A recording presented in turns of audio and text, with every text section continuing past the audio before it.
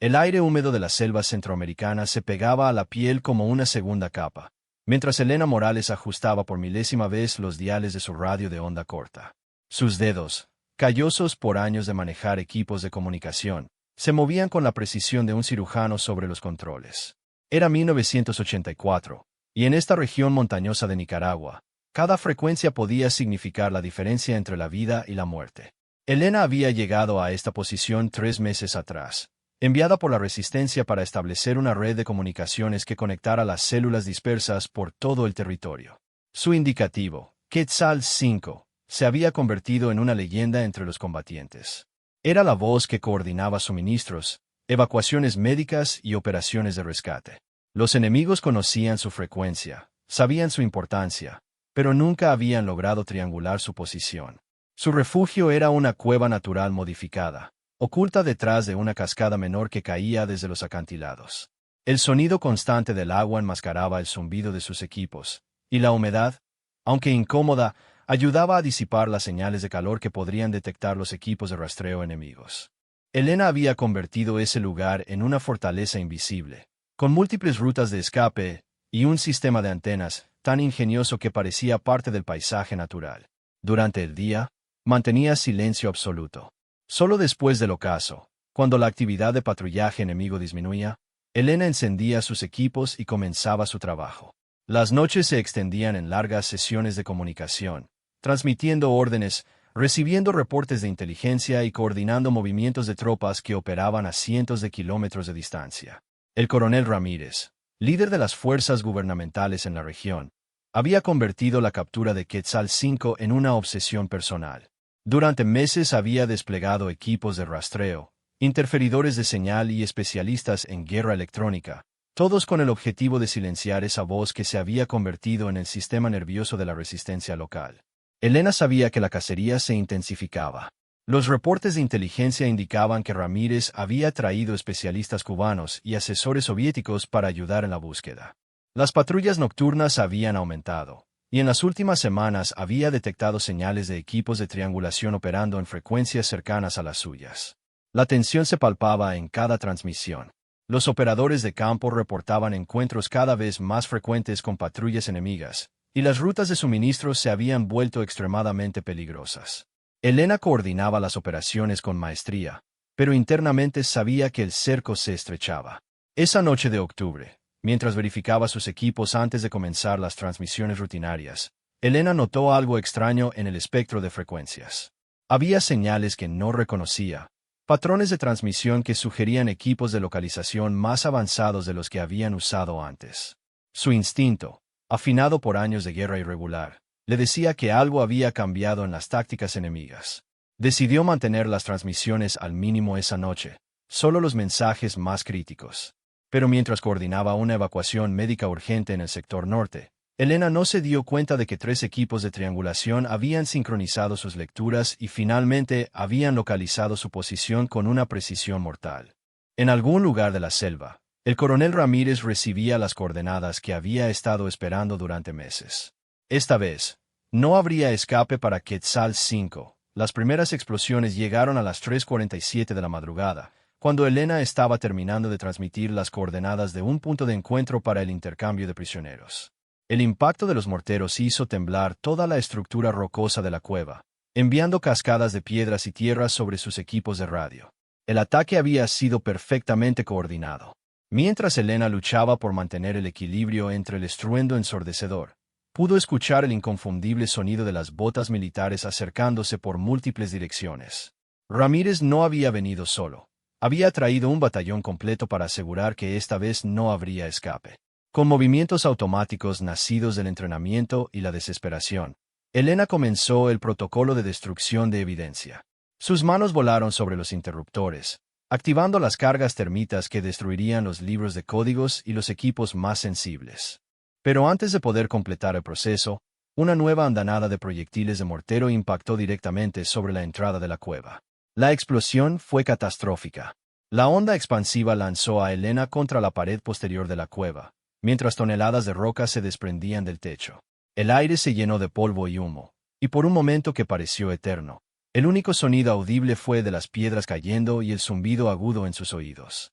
Cuando finalmente se detuvo el derrumbe, Elena se encontraba sepultada bajo una montaña de escombros, con apenas un pequeño espacio de aire alrededor de su cabeza y torso. Su pierna izquierda estaba atrapada bajo una losa de piedra, y podía sentir la humedad tibia de la sangre empapando su uniforme. El dolor era intenso, pero su mente seguía funcionando con claridad. En el exterior, los soldados de Ramírez se acercaban cautelosamente a lo que quedaba de la entrada de la cueva. La explosión había sido tan violenta que toda la abertura había quedado sellada por toneladas de roca. El sargento que lideraba la unidad de asalto examinó los restos con satisfacción profesional. «Mi coronel», reportó por radio, «el objetivo ha sido neutralizado. La entrada está completamente colapsada. No hay forma de que alguien haya sobrevivido a eso». Ramírez llegó al sitio una hora después, acompañado por sus especialistas en guerra electrónica. Durante las siguientes 6 horas, monitorearon todas las frecuencias conocidas de la resistencia. No hubo ni una sola transmisión en el indicativo Quetzal 5.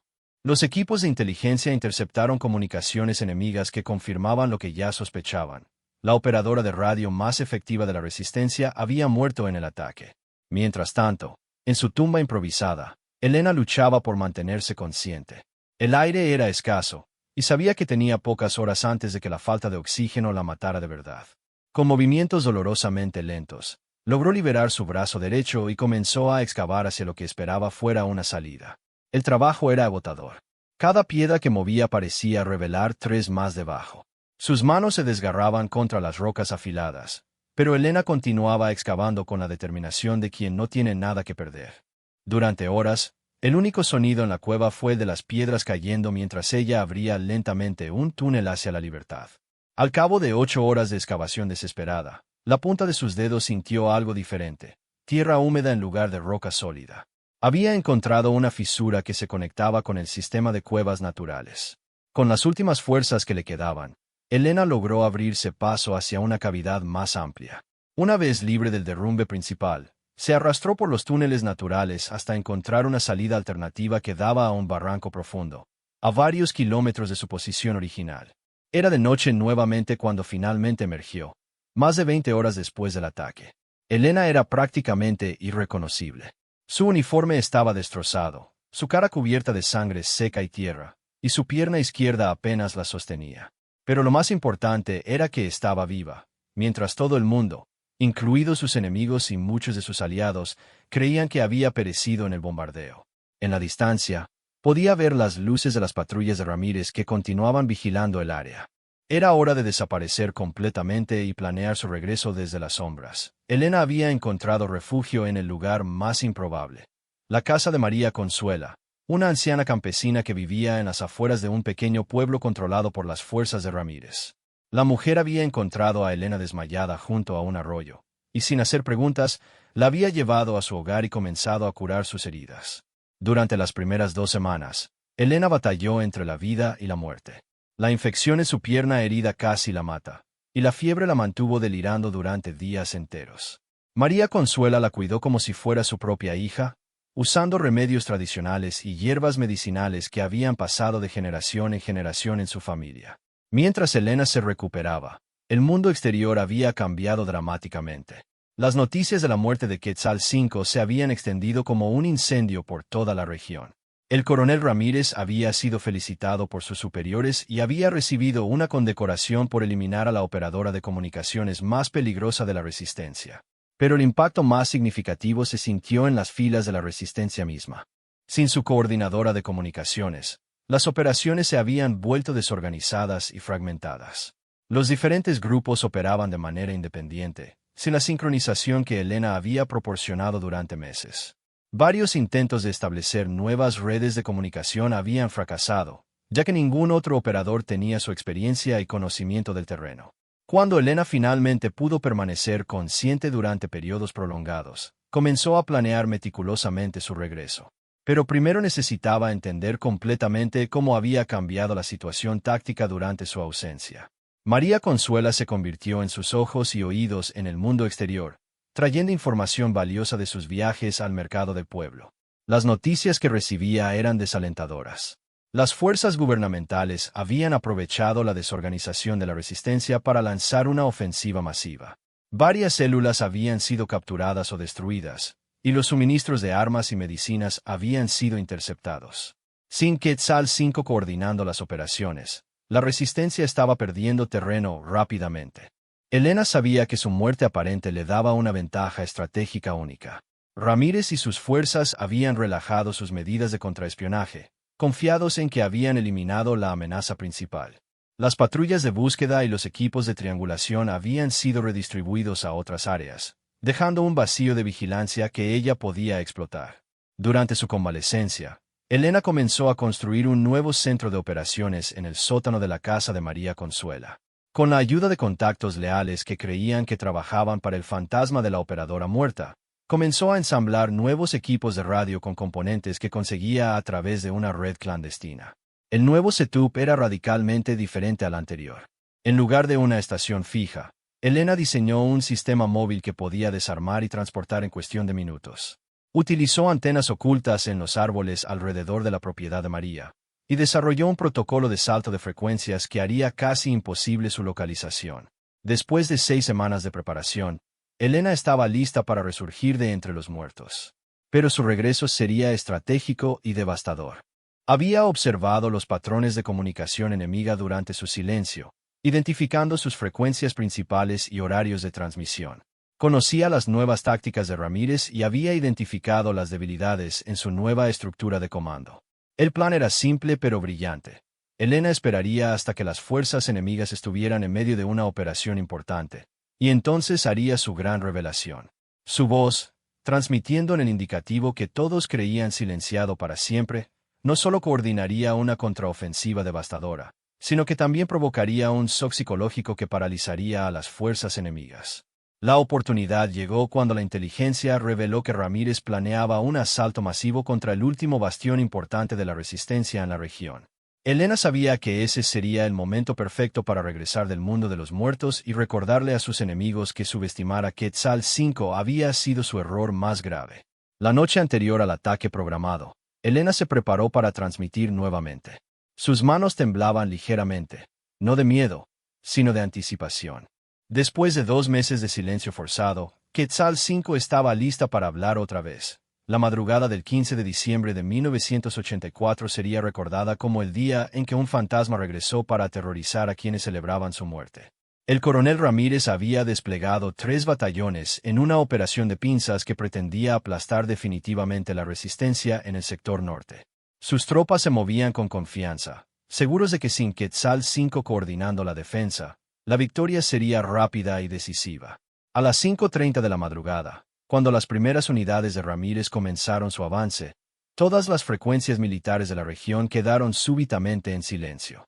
Los operadores de radio del ejército gubernamental intercambiaron miradas de confusión mientras ajustaban sus equipos, pensando que se trataba de una falla técnica. Pero entonces, cortando el silencio como una navaja, una voz familiar y clara resonó a través del espectro. Aquí Quetzal 5. ¿Me recibieron? Cambio. El efecto fue instantáneo y devastador. En los puestos de comando enemigo, los operadores se quedaron paralizados, sus rostros pálidos de terror. Algunos se quitaron los auriculares como si hubieran sido quemados por fuego.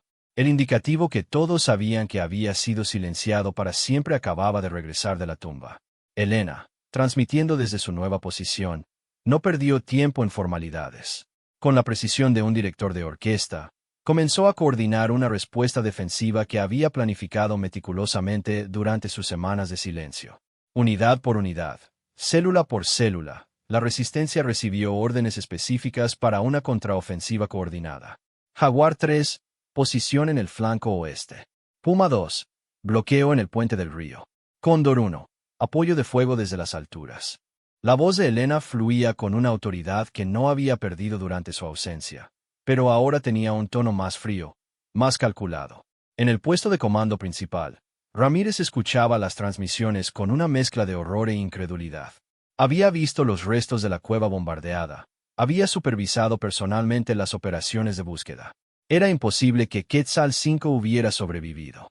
Y sin embargo, allí estaba su voz, más clara y decidida que nunca. «Es imposible», murmuró el coronel, pero su voz carecía de convicción. A su alrededor, sus oficiales mostraban signos claros de pánico. La moral de las tropas se desplomaba por minutos mientras las noticias del regreso del fantasma se extendían por las filas. Helena aprovechó el shock psicológico para ejecutar una maniobra que había perfeccionado durante su tiempo de observación silenciosa. Comenzó a transmitir información específica sobre las posiciones enemigas, datos que solo podía conocer alguien que hubiera estado monitoreando sus comunicaciones durante semanas. Coronel Ramírez, transmitió Helena en una frecuencia que sabía que él monitoreaba personalmente. Veo que sigue usando la misma táctica de pinzas que empleó en San Carlos. Sus tropas en el sector Alfa están expuestas en el claro junto al río. No aprendió nada de sus errores anteriores. La transmisión directa fue como un golpe físico para Ramírez. No solo Quetzal 5 había regresado de entre los muertos, sino que había estado observando y aprendiendo de sus movimientos. El coronel se dio cuenta de que durante 2 meses, mientras él celebraba su victoria, su enemiga había estado estudiándolo como un depredador estudia a su presa. Los efectos de la reaparición de Helena se sintieron inmediatamente en el campo de batalla. Las unidades gubernamentales, que habían iniciado el ataque con confianza, comenzaron a vacilar y retroceder. Los comandantes de campo reportaban que sus tropas parecían asustadas por fantasmas y se negaban a avanzar contra posiciones que ahora estaban siendo defendidas con la coordinación que caracterizaba las operaciones de Quetzal 5. Helena no se conformó con defender. Utilizando su conocimiento íntimo de las tácticas enemigas, comenzó a coordinar contraataques precisos que golpearon exactamente en los puntos más débiles de la formación de Ramírez.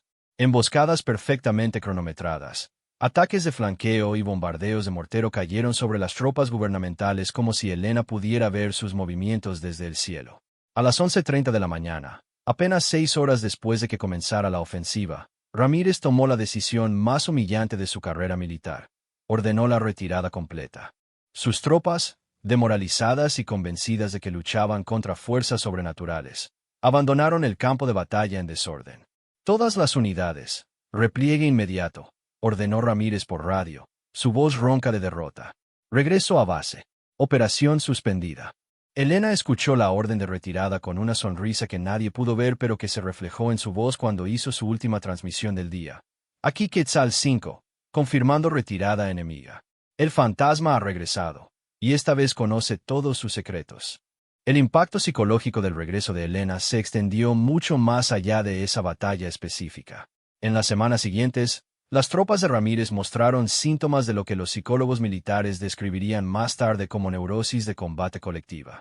Los soldados reportaban escuchar la voz de Quetzal 5 en frecuencias vacías, y muchos se negaron a participar en operaciones nocturnas.